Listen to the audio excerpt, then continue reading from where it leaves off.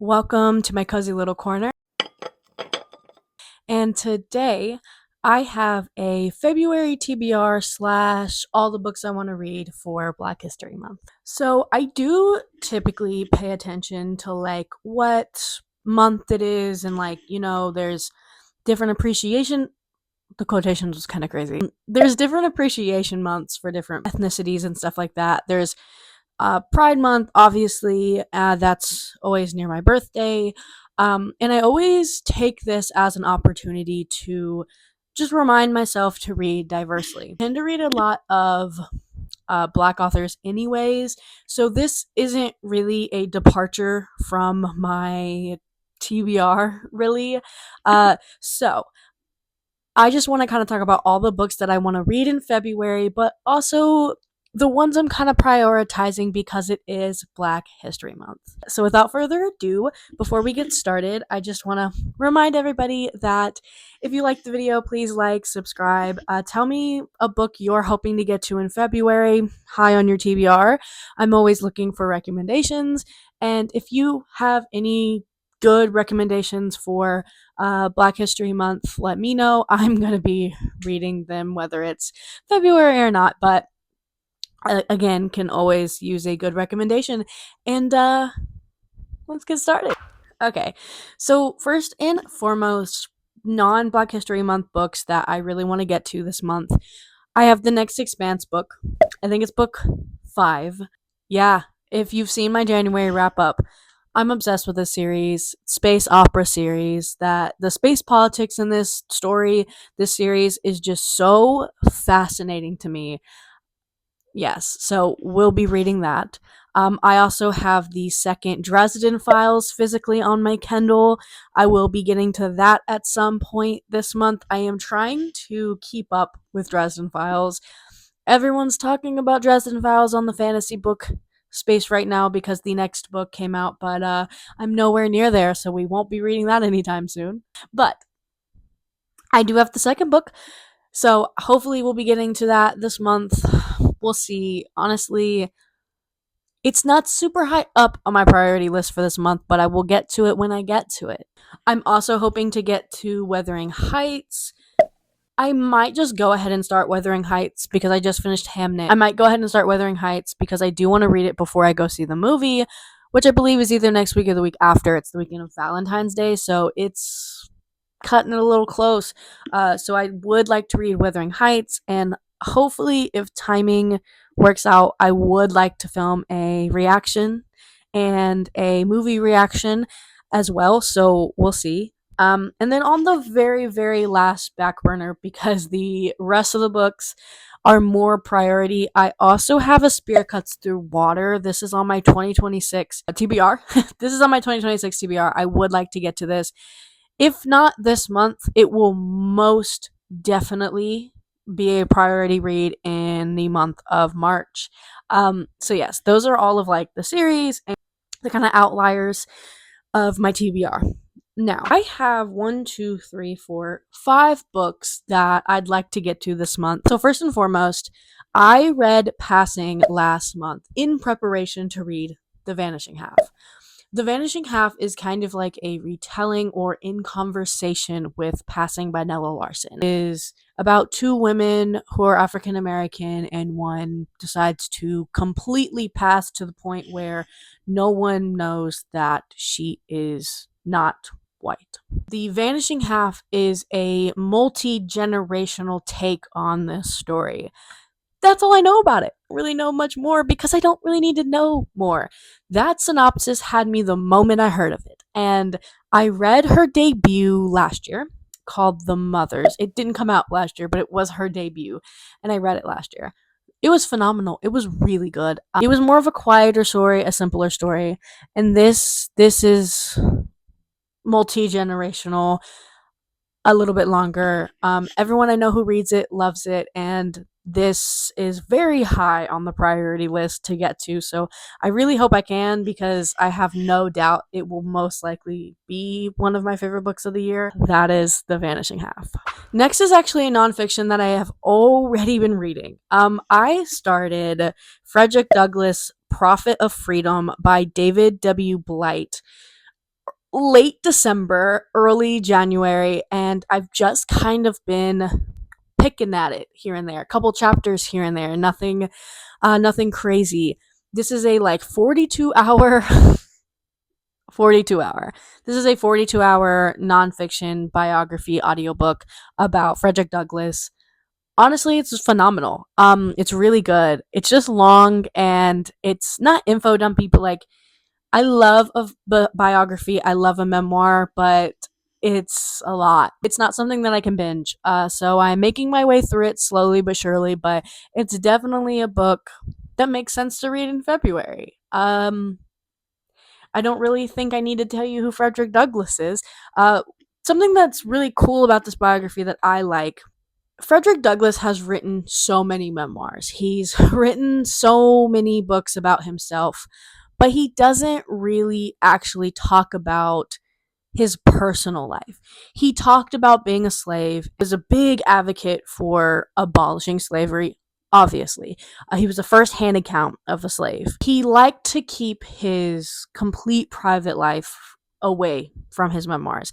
And it's very interesting to learn about somebody who did speak about himself a lot, but getting like a fully outside perspective of his story, someone who just like spent their entire life studying this man. Love the audiobook narrator. I don't know what that man's name is, um, but he's got a smooth voice. Makes this audiobook very relaxing. I will say it could put me to sleep, but that's just a nonfiction book with a good narrator in general. Too much to say because, like I said, it's a really well written, really good, really researched biography about Frederick Douglass. So yes. Okay, the next book I think is going to be my next audiobook read for work. I read audiobooks at work and I just finished Homeseeking. And so now I need a new audiobook for work. And I have All the Sinners Bleed sitting on my like shelf for a while. This is a book that my boyfriend actually read and then I gave it to him to see if he would like it because if he liked it then I was going to like it. S.A. Cosby is the author. It's All the Sinners Bleed by S.A. Cosby.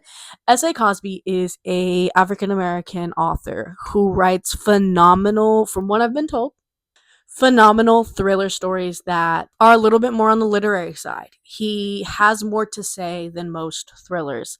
I believe this is a cop story. I go a little bit blind into most things. I believe, yeah, a black sheriff, a serial killer, a small town ready to combust. Sounds great to me. I do know there's a very heavy topic on racism. And so that's part of the reason why I'm like, I think it's perfect for Black History Month. I've heard so many good things about S.A. Cosby. I love a thriller, but I hate a thriller. I like the idea of a thriller, but I'm very much more of a character driven reader. I need the author to be saying something that might sound pretentious, but it's just how my brain works. If I feel like it's nonsense fun, sometimes I can get a little bit bored and kind of just feel like I'm wasting my time. Yeah, no, that does sound pretentious. Anyways, I've heard so many great things about his books, and I have a feeling that reading this is going to throw me into a kick of S.A. Cosby. If you guys have any S.A. Cosby like recommendations, I want to read them all. So if you guys have any ones that you like more than the others, let me know, but I will definitely be getting to All the Sinners Bleed. Next up, we have a James Baldwin book. Last year, I think in January, I read Giovanni's Room. Thank you. I read Giovanni's Room by James Baldwin and I lost my damn mind. Never have I read more beautiful writing in my entire life. Read Hamnet, and the thing about Hamnet is it has this writing style that feels like music when you listen to it audibly. And that is exactly how I felt about Giovanni's Room. This man has a way with words, but we knew that, right? He's James Baldwin. If Beale Street could talk, I don't know too much about this one. What I do know is it's his most romance leaning book that he has. I have heard through the grapevine that this was basically his answer to people saying he doesn't write contemporary enough stories. Scared me. So yes, basically I read James Baldwin last year, so I wanted to read a James Baldwin this year. And If Beale Street Could Talk, like I said, is his most, as I've heard, his most romance leaning book, so I definitely thought that I have to give this one a shot. It also has a movie adaptation that looked really good. And anytime there's a movie adaptation of something, it kind of moves up to my list because I like to read a book and then judge the movie. It's just in my nature. But yes, If Beale Street Could Talk is on my February TBR. The very last book on my February TBR is a romance. I needed a contemporary romance. I always try to have a contemporary romance on my TBR for the month because I read a lot of heavy books, whether it's fantasy or lit fic. Either way, I read a lot of heavy books, and I really like to have a contemporary romance or just a book that's heavy on the romance in the wings to kind of just give me a palate cleanser. And for this month, one of my favorite romances of all time is Honey and Spice. I loved this book. Like I said, it is one of my all time favorite romance books. I don't know why, if I'm being honest. It was just very comfy cozy to me. And I think about it every day. I think about the MMC in that book every day. And I did not know that this author has another book in this series. I don't know who it is in the series. To be honest with you, I don't know the synopsis. I'm going to figure that out so I can give it to you right now. But this book is called Sweet Heat.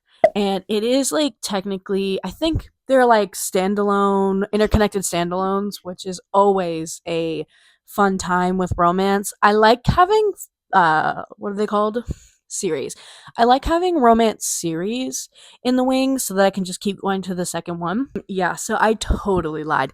I am not going to tell you the synopsis of this book because holy shit, I did not realize that this was not an interconnected standalone.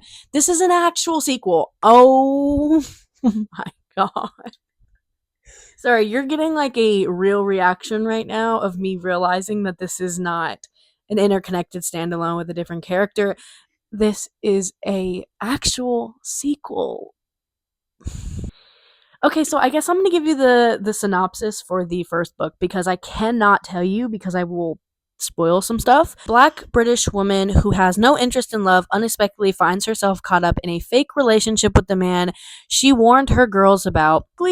This first book gives me very heavy vibes of Dear White People. That I watched the show. I know there's a movie, but I've watched the show.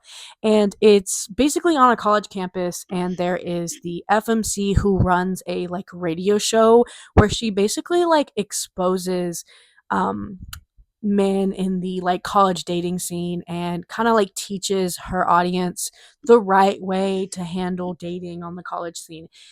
It's like Call Her Daddy, but on a like HBCU college campus.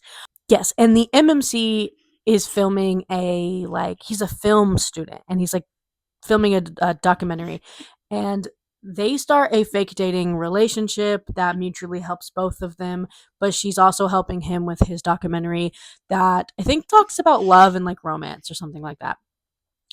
It's so good. And Heat, is that what it's called? Sweet Heat is the sequel to it. If you have not read this yet, I would read the first one. Like I said, it's one of my favorites. I love the MMC in this story.